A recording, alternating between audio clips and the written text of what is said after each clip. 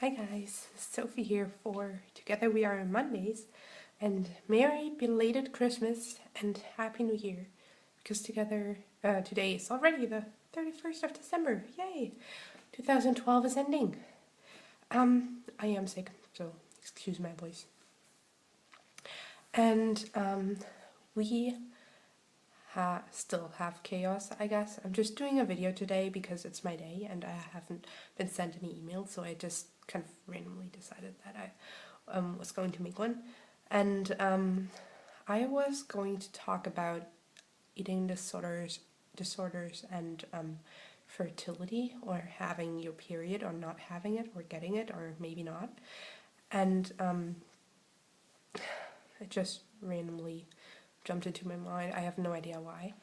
And I guess I was really lucky because I never became infertile, and I think I am back, well, not yet really, but to more or less normal cycles. But I started my period when I was 11, and I've read several studies that the early onset of puberty and your period as well, which obviously goes hand in hand, actually contributes to having eating disorders. So the prevalence of, for example, anorexia is, I can't remember how many times higher, but it's a lot higher in females that have started puberty before the age of 12, I think, compared to people who are just within that statistical average. So starting puberty at 12, whatever, and getting your period at 13. So I was kind of in the risk group, and then I guess my period came relatively regularly during the early stages of my ED, I guess. So when I was like 11, 12-ish, 13 maybe, and then I think when I was 13 they started to become really regular. So maybe I would miss them for, I don't know, for a month or so, and then they would come back, I don't know, once or twice, and then I would miss them again. And that lasted pretty much up till now, because I think it is way easier to get out of the rhythm than it is to kind of regain the regularity. So once you are out, you will probably have a really imbalanced cycle for a really long time. And the problem with that is that basically if you don't have a regular period, you are more or less infertile. And if you're missing it entirely, then you are infertile. And it is not promised, or it is not proven that you will become fertile again once you start your period, or if you ever will start your period, is kind of in the question. And so typically your period stops when you are eating very unregularly or unhealthily, or you're reaching a weight where your body can no longer maintain such an energy consuming process as basically having your period or being able to have a baby, because your body at some points just says basically, no, I don't have the energy left to carry a baby, so we better avoid getting pregnant. And that's basically what happens. And so it is, I think, a really common misconception that you only lose your period when you are severely underweight and anorexic, because I never was. I was never severely underweight, but anyway, I didn't lose it entirely, but my period became really irregular. And I think that just has to do with the malnutrition, basically, because also when your body sees or senses that there is not enough whatever calcium or iron or whatever it is you need if you want to have a baby, or basically build the body of the baby, when it senses that there is not enough of that, you are not going to be able to get pregnant. And I know that I was not overly worried about that when I was like 12, But as I got older, I actually realized that this is really dangerous, because basically it could mean that for the rest of my life I would not be able to conceive if I wanted to. Like, one of my friends who had anorexia actually, I think, is still not back to her, well, it doesn't have restored fertility, so she still takes tons of medication to get her body back to where it used to be.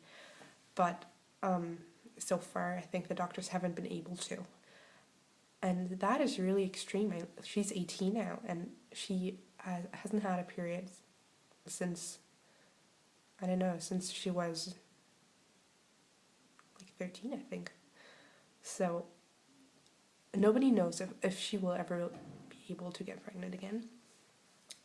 And I just hope that in my case that will happen, because my basically the plans for my life are totally dependent on that. Like, I want to have a husband and 3 or 4 kids and kind of live in the suburban home and just work and raise a family. Like, that is totally part of what I want my life to be like. And in fact, this eating disorder could totally get in the way of that. And so if you find yourself in that situation, that you are not able to have children, or right now your period is not regular, or you lack it entirely, then basically the only thing you can do is give your body the nutrition that it needs to be able to maintain that process. Because as long as you're underweight or just malnutrition in any way, so that can even mean when you're bulimic but you're only consuming things that are really unhealthy and then purging part of it after, that can also lead to severe malnutrition.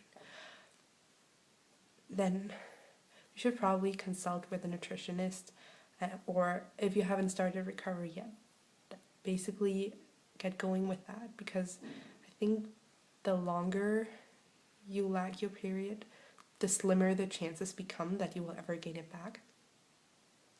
Because it might just be that your body has basically lost its ability to function in that regard. And so this is just another basically proof of the idea that eating disorders are extremely detrimental and are extremely dangerous to your health and your life, because just such a small thing can basically alter the course of your life entirely and 100%. And so it is totally worth recovery just to get that bit of yourself back, because I think basically being able to have children is such an integral part of being a woman. And as much as I objected to that when I was younger, and now as I get older, I want to be feminine and I want to be a woman with all positives and negatives that come with it, and I want to be able to have children. And so that is a really, really strong motivation to tell yourself, okay, I'm doing this for my future kids, and I'm eating this right now because I want to be able to have a family, and I want to be able to sit in front of my children and eat their birthday cake without having a bad conscience. And yeah, that is basically what I wanted to say. And this is becoming brighter and brighter. Well, Merry Christmas and Happy New Year to all of you. And I'll see you next week. Bye.